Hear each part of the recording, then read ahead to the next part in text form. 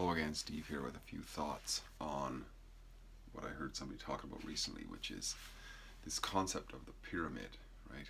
We all talk about, well, we don't all talk about, we all heard about this concept of pyramid schemes and pyramids of power and oligarchs and so on rule the world, these elites that living on top, right? But the question becomes, what is it that supports the pyramid? If you look at a pyramid, it's a bunch of blocks, right, that hold up that. Take those blocks away, like Myrtle the Turtle, everything collapses. Or is it Yertle the Turtle? One of the two. Held up by those below, right? And if you look at the strategy of how, the argument this guy made, which I think is sound, the argument of what supports the ones at the top are those in a certain state of friction down below. And the state of friction is that always a certain amount of fear among all the ones on the bottom, right? So that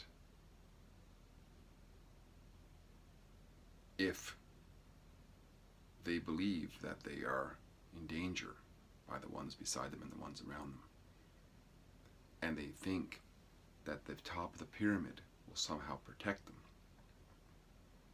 then they maintain the status quo. So it's in the best interest of the ones at the top to create lots of propaganda and spin constantly on the masses down below to make sure that they continue to fear one another. So there's the constant manufacturing of imminent danger, whether they be devils, evil spirits, robbers, pedophiles, terrorists, Muslims, whoever it is created as the latest danger du jour, the drug lords. And so everybody is in a state of slight fear. This especially works on women, because women are typically the guardians of the children and they want to protect the children. So if you somehow let them believe that there could be pedophiles outside, don't let the children play outside. Convince the husbands to give over their tax money and give away their rights of the family to this oligarchical system that's going to take care of us, the new God Almighty, right?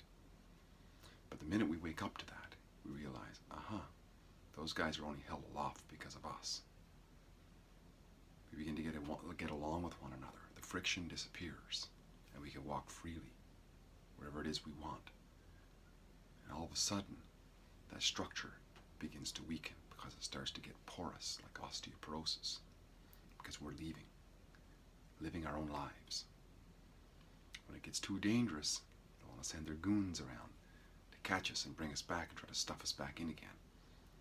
But as long as we keep the momentum going of the awakening, we will create such porosity in this pyramid that it'll eventually collapse. More and more people will see that it's okay to leave. It's okay to not be fearful of what those guys tell us is the danger, because they are the danger. Their propaganda is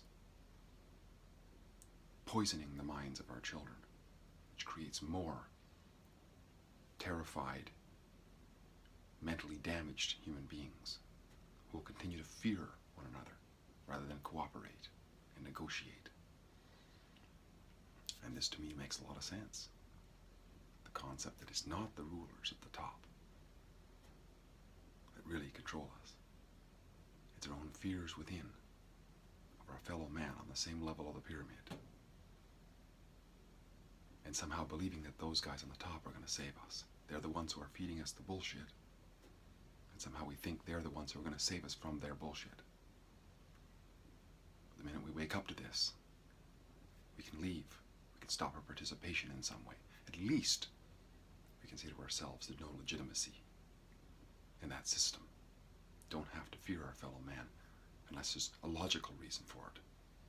But not just because dogma and propaganda that we're told. We figure it out for ourselves and realize Just because somebody said there's a terrorist around the corner, and a drug dealer, and a pedophile, doesn't mean there is. I'll make up my own mind. And in doing so, I've woken up. To that extent, I've left the pyramid. The more and more of us who do this, the more true we are to ourselves. The more true we are to ourselves, the more precious life is. The more productive life is, the more meaningful life is. And, I submit, the greater the quality of our life. That real quality, I must say. Steve here again, great chatting. Talk again soon. Bye-bye for now.